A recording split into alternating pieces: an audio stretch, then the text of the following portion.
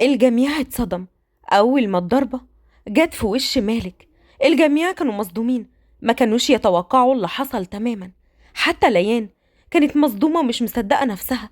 أما مالك عينيه احمرت جدا واتعصب واتضايق جدا من والده، لأنه كان عاوز يمد إيده على ليان وكان بيبصله بكل غضب، لكنه كان بيحاول يدعي البرود وكان بيحاول يمسك أعصابه على قد ما يقدر، علشان ده والده ما ينفعش يغلط فيه. لكن مالك رفع عينيه لوالده وقال بكل غضب: يدك لو كانت لمستها كنت هنسى انك ابوي، وانت خابر زين لو حصل كده ايه اللي هيصير. فاهم يا بوي؟ ما يتكررش الموضوع ده تاني.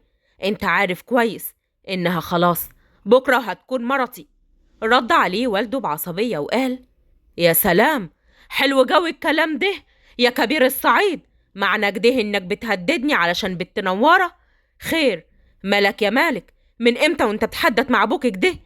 رد مالك بعصبية وقال: أنا مش بهددك يا بوي، ما تنساش إن بنت نوارة دي هتبقى مرتي بكرة، واللي يقدر ولا حتى يفكر يرفع إصبعه عليها أقطعهوله مهما كان مين. مش دي الأصول برضو يا بوي ولا إيه؟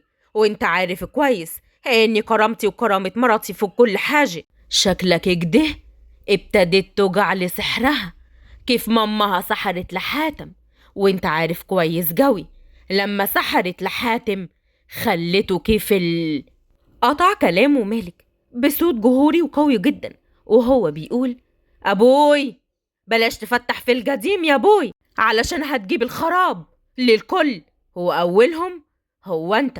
وأنا مش عايز أفسر أكتر من كده، خلينا ساكتين أحسن، خلي الطابق مستور. مالك كان بيبص الليان، لقاها مفتحة عينيها على الآخر ومصدومة من اللي بتسمعه، وعيونها كلها أسئلة عايزة تفهم يا ترى إيه اللي حصل مع باباها ومامتها، وإيه الكلام اللي بيتقال قدامها ده. وبعدين ابتدت تحس بالخوف. أول واحد جريت في حضنه هو مالك، ومسكت في هدومه ومسكت جامد جدا في ظهره كأنها بتحضنه وكأنها بتقوله: انقذني وعرفني كل حاجة. الحاج محمد مشي وسابهم في الأوضة لوحدهم. أما ليان كان جواها تساؤلات كتير، وكانت بتفكر كمان وكمان يا ترى ايه اللي بيحصل حواليها وهي متعرفوش. أما مالك ابتدت تصعب عليه، وأول مرة يبصلها بنظرة شفقة. حطت وشها في الأرض وكانت مرتبكة جدا وخايفة وقلقانة من كل حاجة بتحصل معاها، ومش عارفة يا ترى مصيرها ايه ويا ترى ايه اللي بيحصل بالظبط.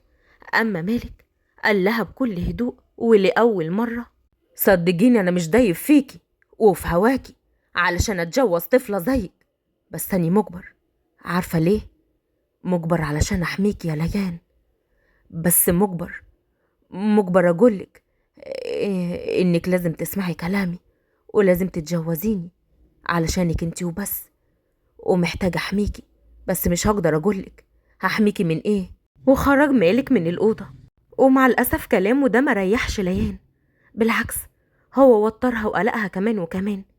أما والدة مالك قربت عليها وحضنتها. ليان نامت في حضنها وهي بتفكر، وكانت باصة في الأرض وسرحانة في خيالها يا ترى هتكون عيشتها وحياتها ازاي بكرة لما تتجوز مالك، ويا ترى هيفضل قاسي معاها. أما في أوضة تانية كان قاعد الحاج محمد، وكان قاعد ماهر ابنه ويكون أخو مالك. كان متعصب جدا وكان بيفتكر كل حاجة حصلت من مالك ابنه، وكان مش طايقه على الآخر. كيف يا بوي؟ هنتصرف كيف بعد كده؟ هو انت ناوي تعمل ايه بالظبط؟ اصل نظرتك دي معنى كده ان في مصيبة جاي، اني قلقان قوي. ناوي اعمل كتير قوي يا ولدي. عارف ناوي اعمل ايه؟ ناوي اخلص منيها. ايوه، هو ده الحل الوحيد، ان يخلص منيها تماما. هتخلص منيها؟ طب وكيف يا بوي؟ وهتاخد فلوسها كيف لما تخلص منيها؟ لا، لازم تفكر كويس وتفكر هتاخد الفلوس بتاعتها ازاي، وبعد كده نخلصوا منيها خالص وتغور من هنا ونخلص عليها خالص. هنخلص عليها بعد ما خيك يتجوزها، وبعد كده هيكون الميراث كلاته لينا احنا. فهمت يا زكي؟ لازم نخطط كويس قوي علشان المهمة تخلص بنجاح وناخد كل حاجة منيها. رد عليه ماهر وقال: كل الفلوس كده هتبقى لأخوي، وكمان بعد اللي حصل النهاردة يعني بقول إن مستحيل إني أجرب منيها. مانيش مستغني عن عمري يا أبوي يقتلني بدم بارد. انت عارفه قلبه قاسي وزي الحديد وما بيهموش أي حاجة. رد عليه والده وقال بابتسامة خفيفة وخبيثة: لو قلتلك إني هخلي مهلك هو اللي يقتلها وبيده الاتنين دول، وهخليه كمان يتنازل عن كل حاجة تخصه وتخصها، قلت ايه؟ ابوك بقى ذكي ولا ايه؟ لمعت عين ماهر بكل طمع ورد عليه وقال: قول لي بقى يا ابوي، كيف هنعمل كده؟ وابنك مالك اللي زي القطر ده هتتصرف معاه كيف؟ يعني بصراحة بقلق منه قوي، قول لي هتعمل ايه؟ رد عليه والده وقال: هقول لك يا ولدي، هقول لك نعمل ايه بالظبط وكل حاجة. أما في الوقت ده كان الوقت متأخر جدا، وليان كانت حاسة إنها جعانة وصحيت من النوم، لكنها ما كانتش لاقية المطبخ.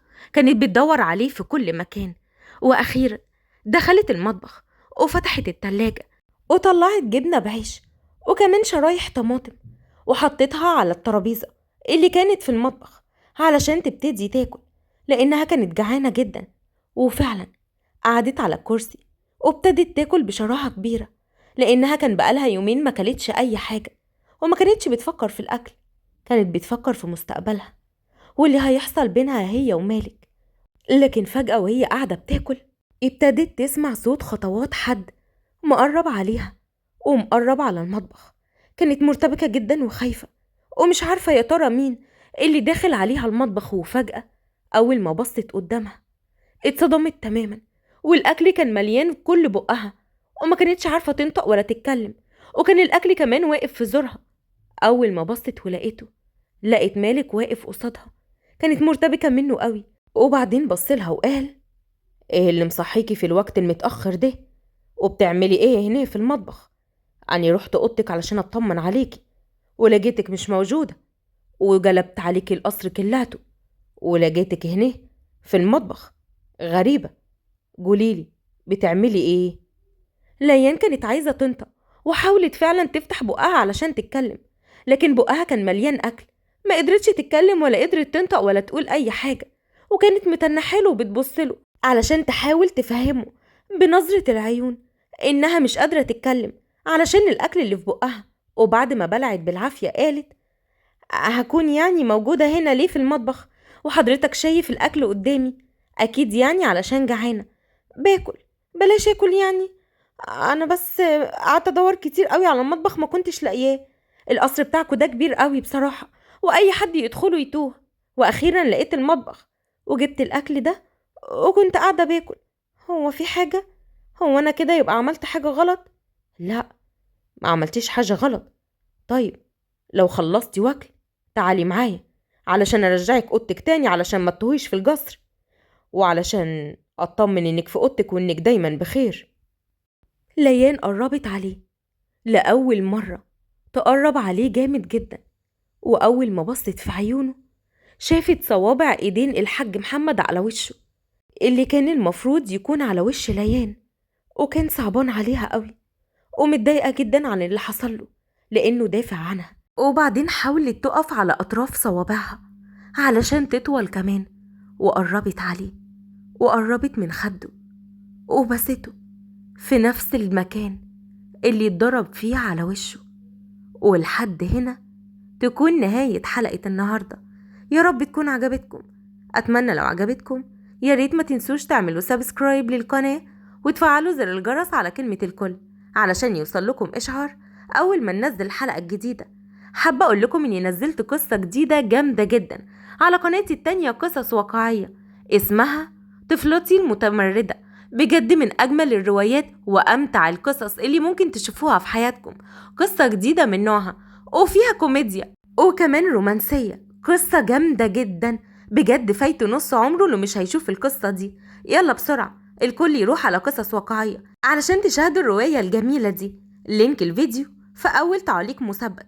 ألقاكم في حلقة جديدة يا أجمل إخوات في الدنيا. مع السلامة.